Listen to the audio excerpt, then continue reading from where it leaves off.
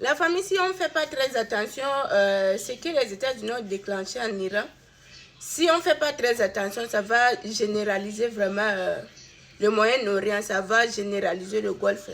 Parce que Paris, Londres et l'Allemagne, quoi, Berlin, vient de menacer l'Iran en disant que s'il n'arrête pas de bombarder les pays du Golfe, il aura des répercussions.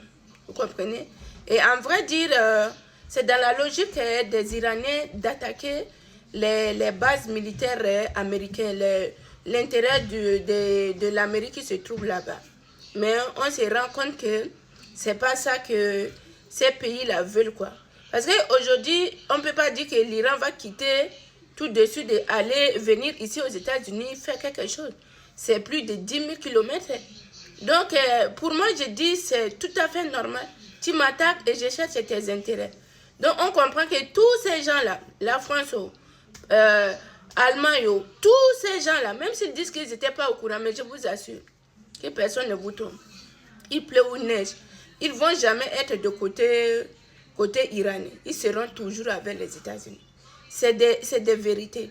Et voilà pourquoi je vous dis toujours, dans la vie, il faut savoir bien choisir ses amis, quoi. Il faut savoir bien choisir ses amis. Il y a des amis, là, même si tu es criminel, tu es voleur, là, ça ne les gêne pas. Ils vont te soutenir jusqu'aux preuves contraires. Ce n'est pas voler, là, qui va les pousser à quitter de toi. Ils seront avec toi. Et c'est ça qu'on est en train de voir. Les États-Unis. Bon, de toute façon, que ce soit la France, les autres, là, ils vont seulement obéir. Ils vont seulement obéir. Moi, quand je me suis réveillée au Canada, j'ai vu que le Premier ministre canadien a dit qu'ils ont donné leur appui pour... J'ai dit que mais ça veut dire que c'est eux tous, quoi. Donc, venir aujourd'hui nous dire que non, et là, ils n'étaient pas au courant, faire ceci, ils condamnent, ou quoi, ça, c'est faux. Ce n'est que de l'hypocrisie.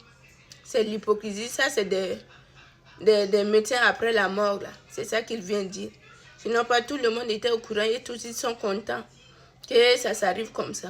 C'est ça. Et vraiment, c'est triste. Je suis tellement découragée. Hein.